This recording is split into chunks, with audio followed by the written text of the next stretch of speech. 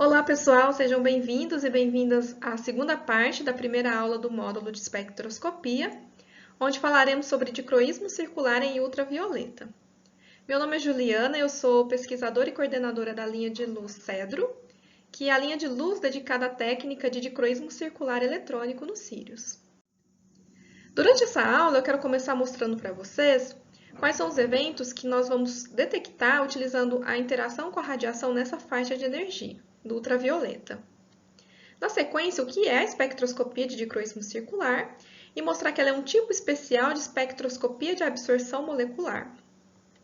Depois, como que é a instrumentação e como que a luz circularmente polarizada, que é a fonte de luz para essa técnica, como que ela é produzida.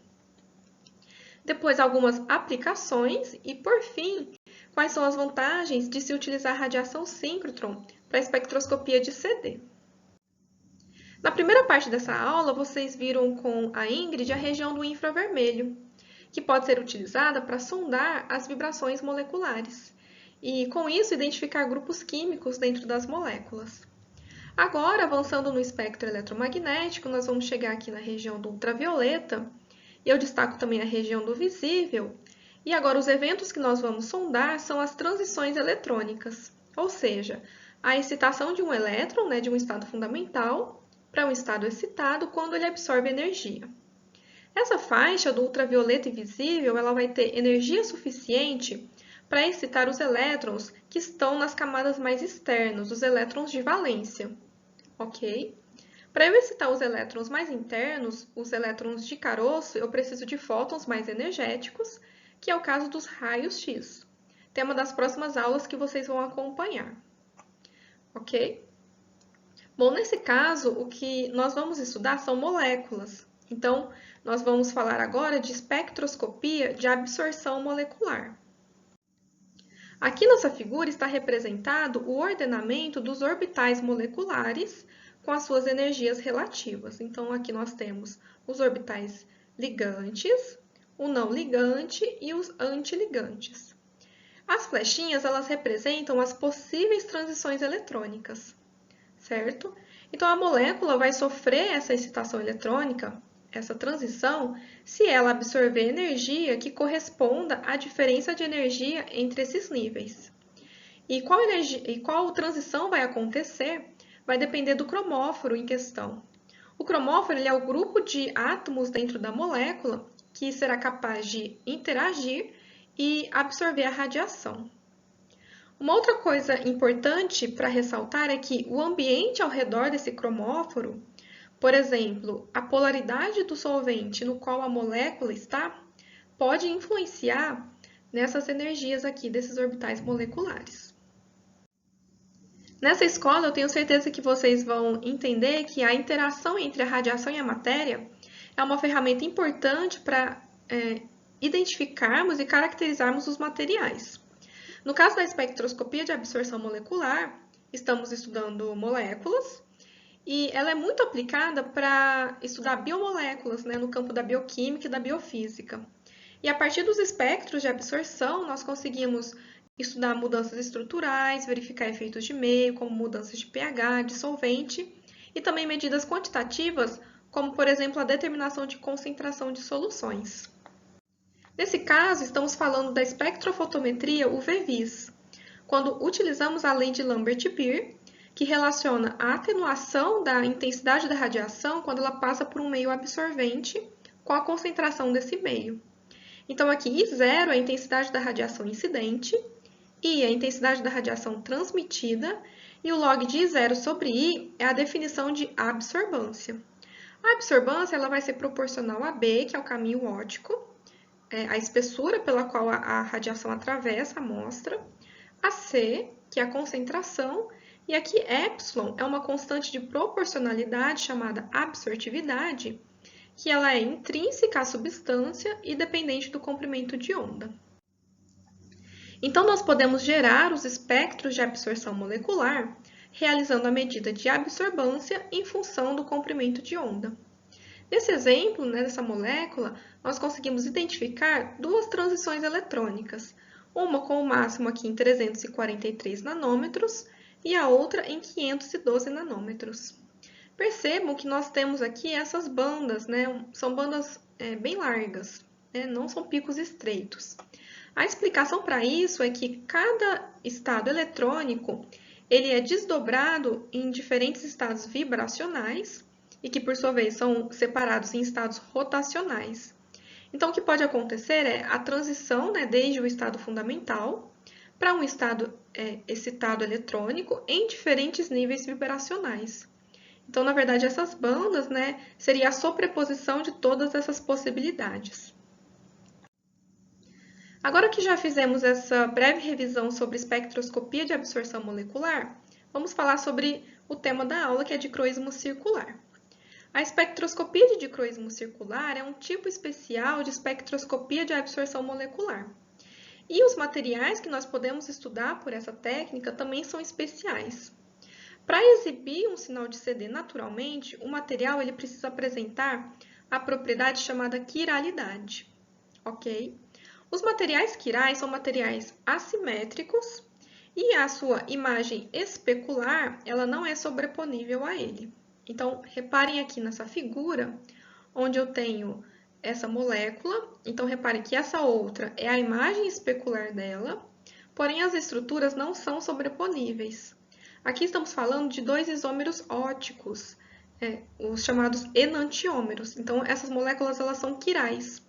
E as moléculas quirais, elas apresentam uma propriedade chamada atividade ótica, que é a capacidade de desviar o plano da luz polarizada, para a esquerda ou para a direita, dependendo do enantiômero. Como na figura, um exemplo bem claro dessa propriedade são as nossas mãos.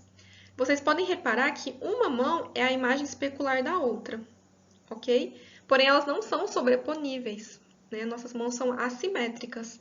Então, nós podemos dizer que nossas mãos são quirais.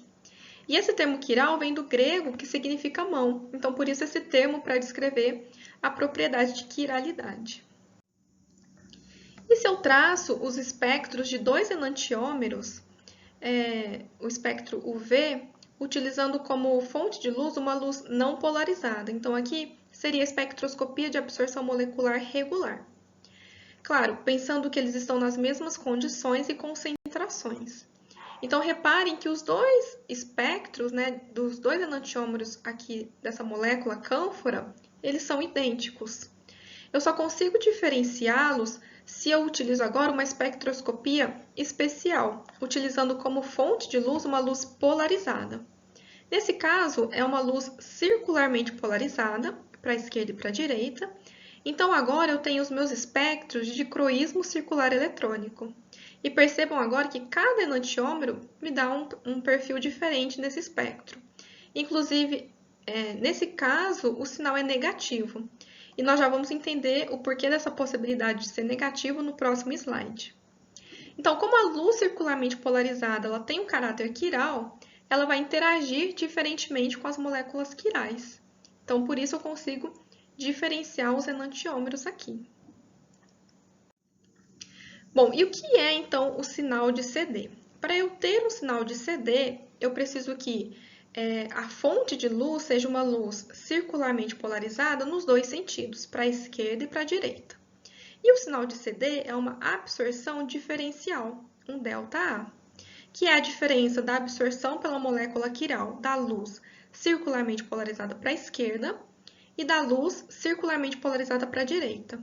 Então, seguindo como eu mostrei para vocês a lei de Lambert-Beer, esse ΔA vai ser agora proporcional a um ΔΕ, ao caminho óptico e à concentração. Agora vamos tentar visualizar esse efeito de dicroísmo circular para entendermos melhor. Então, aqui nesse GIF estão representadas as duas luzes, circularmente polarizada para a direita, em verde, e circularmente polarizada para a esquerda, em vermelho. Ok? Se eu traço agora a resultante dessas duas, a soma das duas, considerando que elas estão com a mesma amplitude, a resultante é uma luz linearmente polarizada, aqui representada em azul claro. Ok? E o que vai acontecer se essa luz circularmente polarizada para a esquerda e para a direita nas mesmas amplitudes, o que vai acontecer se elas atravessam um meio quiral? Então, suponha que aqui nessa caixinha laranja eu tenho um meio quiral. Então, reparem que esse meio quiral está interagindo mais fortemente com a luz circularmente polarizada para a direita, em verde. Então, reparem que ela está sendo atenuada conforme ela vai passando por esse meio. A intensidade vai diminuindo. Então, antes eu tinha as mesmas amplitudes, né, para as duas, então a resultante era linear. E agora, como a luz circularmente polarizada para a direita foi mais absorvida, reparem o que acontece com a resultante, em azul claro. Agora, a resultante, ela descreve uma elipse. Então, o que aconteceu? Eu produzi uma luz elipticamente polarizada. Então, eu posso dizer que o fenômeno de dicroísmo circular, ele transformou uma luz que era linearmente polarizada em uma luz elipticamente polarizada. Então, é bem comum em algumas áreas vocês encontrarem como resultado de CD em termos de graus, que representa esse θ, esse ângulo aqui, que relaciona o eixo maior e o eixo menor dessa elipse.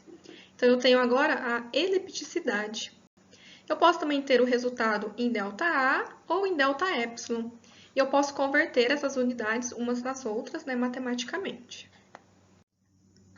E qual que é a quantidade teórica que está relacionada com o dicroísmo circular? É a chamada força rotacional, que é proporcional ao produto escalar do momento dipolar de transição elétrico, μ, e o momento dipolar de transição magnético, m. Bom, fisicamente, eu posso pensar que o campo elétrico da radiação eletromagnética, ele vai provocar um deslocamento linear de carga durante a transição eletrônica, certo? Quando interage, então, com o cromóforo. Enquanto que o campo magnético, ele causa um movimento circular de carga. Se eu tenho os dois movimentos combinados, eu vou ter uma transição eletrônica descrevendo um movimento helicoidal. Então, aqui eu tenho uma transição que ela é permitida por dipolo elétrico e magnético. Ok? E esse tipo de transição só é permitido em moléculas que sejam desprovidas de centro ou plano de simetria, que são, então, as moléculas quirais. E são essas moléculas, então, que vão apresentar o efeito de dicroísmo circular.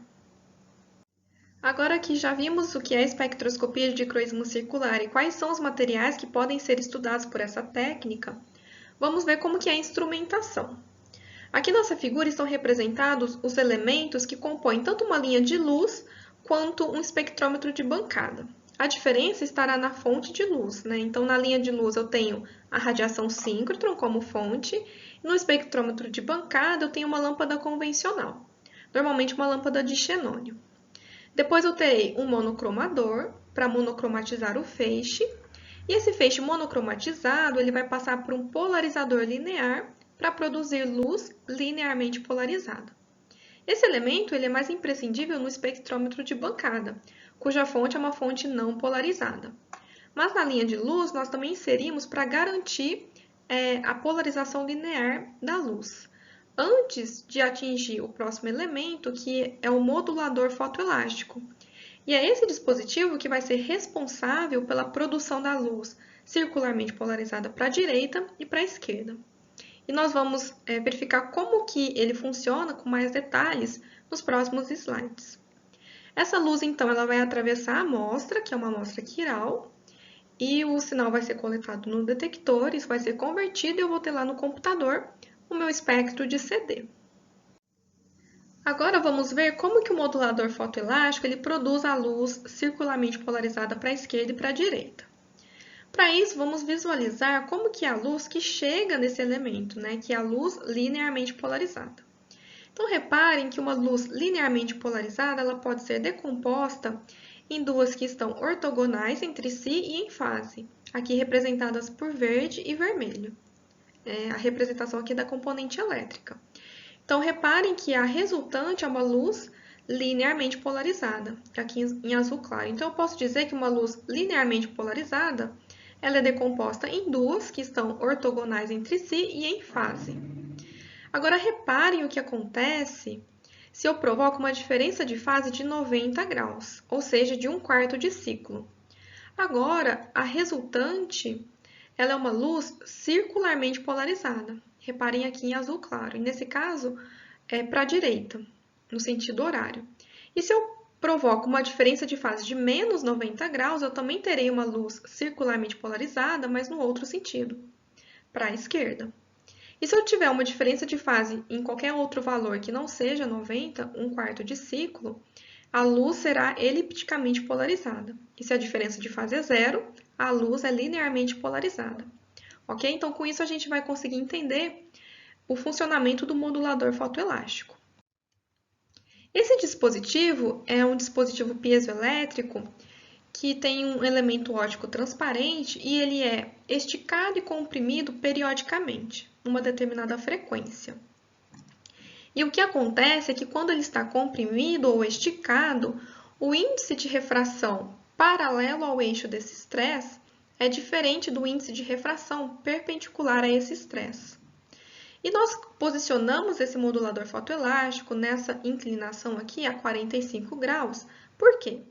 A luz que está chegando, como eu mostrei para vocês no slide anterior, é uma luz linearmente polarizada, que pode ser decomposta aqui em duas ortogonais e em fase. Então, reparem que uma das componentes estará paralela ao eixo de estresse do modulador fotoelástico e a outra estará perpendicular. Então, o modulador fotoelástico ele é programado para que, quando ele está totalmente esticado ou totalmente comprimido, ele vai provocar uma diferença de fase de cada uma dessas componentes. E nós já vimos o que acontece, né, quando ele provoca quando temos uma diferença de fase de 90 graus. Eu vou ter a produção de luz circularmente polarizada, e nesse caso será alternada para a esquerda e para a direita. E claro, o modulador fotoelástico ele não vai passar de uma posição para outra magicamente, ele vai atravessar todas as posições. Então, durante esse movimento, eu também terei produção de luz elipticamente polarizada. Em algum momento, a luz linearmente polarizada é que vai passar. Então, eu tenho uma mistura de todas essas luzes. O que eu faço é acoplar o detector ao modulador fotoelástico, de modo que ele detecte a luz circularmente polarizada para a esquerda e para a direita, e com isso depois eu faço a diferença, né, da absorção e tenho o meu espectro de CD. Bom, agora que nós já vimos como que é a instrumentação, vamos falar um pouco sobre as aplicações da espectroscopia de CD. Bom, vocês podem estar pensando que é uma técnica que acaba sendo um pouco restritiva, já que eu preciso que o meu material seja quiral para poder ser estudado. E, de fato, é verdade, nós temos essa restrição. A questão é que essa propriedade de quiralidade é uma propriedade bem comum na natureza e que, inclusive, ela atinge diferentes níveis de escala, desde a escala subatômica até a escala de galáxia, passando por todos os níveis hierárquicos. Uma outra questão interessante também a respeito dessa propriedade é que durante a evolução na Terra, a natureza ela selecionou um enantiômero de algumas biomoléculas, como por exemplo os aminoácidos e os carboidratos. Então, por exemplo, nas proteínas nós encontramos naturalmente somente aminoácidos L. E esse fenômeno é conhecido como homoquiralidade biomolecular, que é um fenômeno ainda que não tem explicação, né? Ele não é explicado e que intriga ainda bastante nós, né, os cientistas. Bom, então uma questão importante é que as biomoléculas, ou seja, as moléculas do nosso sistema biológico, elas são quirais e elas são os principais objetos de estudo da espectroscopia de dicroísmo circular. Então, as proteínas, os ácidos nucleicos e também os carboidratos. E o fato das biomoléculas serem quirais, isso tem uma implicação importante em outras áreas, como por exemplo no desenvolvimento de fármacos. Então, muitos fármacos são quirais, e então eles podem ser apresentados nas suas duas formas enantioméricas. A questão é que um enantiômero ele pode ser ativo, ou seja, ele vai interagir com o receptor no nosso organismo, que pode ser uma proteína, e o outro enantiômero pode ser inativo, ou pior, ele pode ser tóxico. E esse foi um caso de um medicamento chamado talidomida, que foi utilizado nos anos 60, e ele era administrado na sua forma de mistura racêmica, ou seja, em proporções iguais dos dois enantiômeros. O problema é que, enquanto um enantiômero tinha um efeito analgésico, e ele foi um medicamento utilizado por grávidas, e foi visto depois que o outro enantiômero, o enantiômero L, ele provocava anomalias no feto. Então, vários bebês nasceram com problemas. Então, para vocês verem a importância de ter esse controle, né? Nesse caso aqui, nos fármacos, né, a nível molecular, já que essas moléculas elas vão interagir com o nosso sistema biológico, que é composto por biomoléculas que são quirais. Dentre as biomoléculas, as mais estudadas por dicroísmo circular são as proteínas, que são biomacromoléculas com uma impressionante diversidade de funções biológicas, e a estrutura tridimensional que elas assumem está intimamente relacionada com essa função que elas exercem. Então, mudanças nessas estruturas podem acarretar perda de função. Isso pode estar relacionado com a patologia de diferentes doenças. Então, termos ferramentas para estudar a estrutura de proteínas é muito importante, e a espectroscopia de dicroísmo circular é uma delas. Bom, as proteínas elas são polímeros de aminoácidos, então aqui representado por essas bolinhas coloridas. A sequência de aminoácidos constitui a estrutura primária. Como esses aminoácidos estão dispostos no espaço, como eles se enovelam, constitui a estrutura secundária. Aqui eu represento as duas mais comuns, alfa-hélice e folhas beta. Como essas estruturas secundárias estão dispostas no espaço tridimensional, é a estrutura terciária. E se eu tenho mais que uma cadeia polipeptídica, eu posso ter também estrutura quaternária. O dicroísmo circular ele é aplicado para estudar a estrutura secundária das proteínas. Podemos obter também informações a respeito da estrutura terciária, porém, majoritariamente, o nosso foco é na estrutura secundária. Os aminoácidos eles são interligados entre si por ligações peptídicas, né, formando aqui esse grupo amida. E será esse grupo amida o cromóforo para essa espectroscopia, quando estudamos proteínas. E dependendo da estrutura secundária das proteínas, eu vou ter um espectro de dicroísmo circular característico. Então, por exemplo, uma proteína que tenha principalmente alfa-hélices, eu vou ter um espectro similar a esse aqui em vermelho. Então, o sinal de CD ele é sensível à estrutura secundária da proteína. As proteínas elas são misturas dos tipos de estruturas secundárias. Então, o espectro de CD de uma proteína é a combinação linear dos espectros característicos ponderados pela proporção de cada tipo de estrutura dentro da estrutura total da proteína. Então, a partir do espectro de CD, eu posso fazer uma análise quantitativa, ou seja, quantificar o conteúdo de estrutura secundária daquela proteína em particular. Então, o que eu faço? Eu gero o espectro de dicroísmo circular da minha proteína e eu utilizo um banco de dados de referência que contém vários espectros de diferentes proteínas com as estruturas tridimensionais conhecidas, né, resolvidas, que pode ser, por exemplo, por cristalografia e difração de raio-x. Fazendo análise computacional, utilizando algoritmos, eu posso então ter um resultado quantitativo, ou seja, a proporção de alfa-hélice, de folhas betas e de outros tipos de estruturas. Aqui eu deixo um exemplo de uma plataforma online chamada DicroWeb, onde você pode fazer esse tipo de análise. Lá temos diferentes bancos de dados e também diferentes algoritmos para a realização dessa análise quantitativa. Então, a espectroscopia de dicroísmo circular é muito utilizada na determinação das estruturas secundárias das proteínas, fazendo essa quantificação. Podemos utilizá-la também para verificar a influência de diferentes fatores no meio, né, onde a proteína está inserida na sua estrutura. Podemos, por exemplo, realizar ensaios de estabilidade térmica, fazendo varredura de temperatura. Então, de repente, alguma mudança nesse meio influenciou na estabilidade térmica da proteína, podemos inferir que houve alguma mudança, né, algum impacto na sua estrutura. E também detectar mudanças estruturais a partir da interação da proteína com outras proteínas e com outras moléculas, né? Isso pode ser importante quando estamos buscando moléculas que de alguma maneira interajam com essa proteína, né? Por exemplo, na busca de novos fármacos, no desenvolvimento de drogas. Então, estudar a estrutura das proteínas é muito importante. E isso ficou bem evidente, né, no contexto atual, quando muito está se falando sobre as proteínas do SARS-CoV-2, o vírus causador da Covid-19. Então, os vírus, né, as proteínas do vírus, são peças-chave no funcionamento deles. Então, mudanças, né, na estrutura dessas proteínas podem impactar em como esses vírus interagem com as nossas células, pode impactar também na replicação dos vírus. Então, termos ferramentas para estudar a estrutura das proteínas é muito importante. E o dicroísmo circular é uma dessas ferramentas muito valiosa. Além das biomoléculas, eu também posso analisar outros materiais, desde que eles apresentem a propriedade de quiralidade.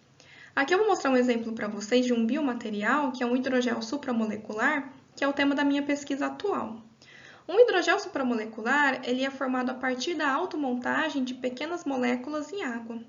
Nesse caso, as moléculas precursoras são moléculas de guanosina, que se autoassociam através de interações não covalentes, formando fibras bem alongadas. E dependendo das condições de concentração e temperatura, essas fibras nanométricas elas podem se emaranhar, formando uma rede tridimensional com alta capacidade de retenção de água, formando então esses hidrogéis transparentes. E como esses materiais eles são macios, eles possuem propriedades semelhantes à do tecido biológico, são parecidos com a matriz extracelular, esses materiais podem encontrar aplicações no campo da medicina e da bionanotecnologia. No meu caso, eu estou explorando esses materiais atualmente como carregadores de drogas, mas eles podem também encontrar aplicações em outras áreas, como, por exemplo, engenharia de tecidos, como biotintas na bioimpressão 3D, como suporte para cultivo tridimensional de células, dentre outras aplicações. Nesse caso, essas fibras que formam esses hidrogéis são estruturas tetrahelicoidais. Então, elas apresentam quiralidade a nível supramolecular. E como eu destaquei para vocês anteriormente, a quiralidade a nível molecular dos fármacos é uma propriedade muito importante. Então, nós podemos pensar que a quiralidade a nível supramolecular também deve ter um grande impacto em como esse biomaterial interage com o sistema biológico, já que o nosso sistema biológico é composto por moléculas quirais. Então, por exemplo, isso pode interferir em como o biomaterial vai interagir com proteínas, podemos pensar também na adesão de bactérias e na interação com células. Aqui nessa figura, eu mostro um exemplo de um trabalho onde os autores mostraram um resultado muito interessante. Dependendo da quiralidade dessas fibras, a interação com as células foi diferente. Então, a nível molecular, essa importância da quiralidade já está bem estabelecida e reconhecida, mas não está ainda reconhecida a nível supramolecular. Então, a ferramenta de dicroísmo circular também pode ser utilizada nesse aspecto, na investigação da quiralidade de biomateriais. Para finalizar, eu quero mostrar para vocês quais são as vantagens de se utilizar radiação síncrotron para essa espectroscopia. Então, agora no caso, a técnica é SRCD, ok? Bom, como a radiação síncrotron ela tem uma alta intensidade, um alto fluxo de fótons comparado com uma lâmpada convencional, aqui nesse gráfico a gente pode ver essa diferença da radiação síncrotron com uma lâmpada convencional, isso vai ter um impacto muito positivo nos meus espectros. Eu vou ter um espectro com maior sinal ruído, ou seja, eu vou ter um espectro muito mais suave. Isso vai ser importante caso eu queira detectar mudanças que sejam pequenas, mudanças sutis, como, por exemplo, pela interação com algum ligante ou pela mutação de algum aminoácido. E se eu tiver um espectro muito ruidoso, essas pequenas alterações eu não vou conseguir detectar. Bom, uma outra questão importante é a possibilidade da extensão da faixa de comprimentos de onda. Quando eu utilizo a lâmpada convencional, normalmente o espectro ele é truncado aqui em torno de 190 nanômetros, porque a partir aqui desse comprimento de onda, a intensidade da lâmpada ela começa a diminuir e o espectro começa a ficar bastante ruidoso. Então, eu acabo perdendo essas informações aqui. Isso impacta diretamente nas minhas análises. Então, reparem nesse exemplo dessas duas proteínas, os espectros até 190, eles são bem similares. Porém, o conteúdo de estrutura secundária não é. E essas diferenças só ficam evidentes quando nós estendemos a faixa para o ultravioleta de vácuo, abaixo de 200 nanômetros. Isso nós só conseguimos com a radiação síncrotron. Então, isso tem um impacto diretamente na minha análise quantitativa. Esse exemplo deixa isso bem claro. Aqui os resultados com o CD convencional, com o dicroísmo circular com radiação síncrotron. E se a gente comparar com as predições teóricas, né, e com o conteúdo obtido a partir do cristal depositado no PDB, nós conseguimos perceber, né, que o dicroísmo circular com radiação síncrotron me dá um resultado muito melhor. Então, por isso, devido a todas essas vantagens, nós teremos uma linha de luz nos Sirius dedicada à técnica de dicroísmo circular eletrônico. E essa será a única linha, né, dedicada a essa técnica em toda a América e também no Hemisfério Sul. Para finalizar, vamos fazer um resumo do que vimos na aula. Então, eu mostrei para vocês o que é a espectroscopia de dicroísmo circular, e que nesse caso nós medimos uma absorção diferencial, né? E além da faixa de energia da radiação, a polarização também é um fator importante. Com essa técnica, nós conseguimos analisar moléculas quirais, então nós conseguimos estudar biomoléculas, né, que são quirais, e também outros materiais que apresentem a propriedade de quiralidade. E no final eu mostrei para vocês quais são as vantagens de se utilizar radiação síncrotron para essa espectroscopia. Então, o que eu mostrei para vocês foi o dicroísmo circular natural, ou seja, o estudo de moléculas, né, e de materiais que apresentam naturalmente o sinal de CD.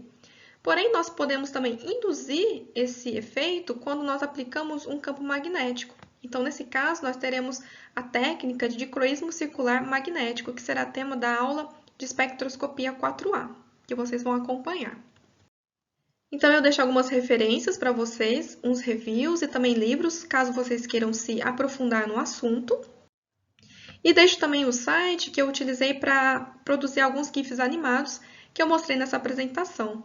Então, eu sugiro que vocês entrem lá e podem brincar, mudando amplitude, diferença de fase, colocar a sobreposição das duas ondas, e eu acho que com isso facilita, né, o entendimento com a visualização. Com isso, eu finalizo. Gostaria de agradecer a atenção de todos. Deixo aqui o meu e-mail, caso vocês queiram entrar em contato comigo, fiquem à vontade. E nos vemos na aula de dúvida. Então, boas próximas aulas para vocês e até logo!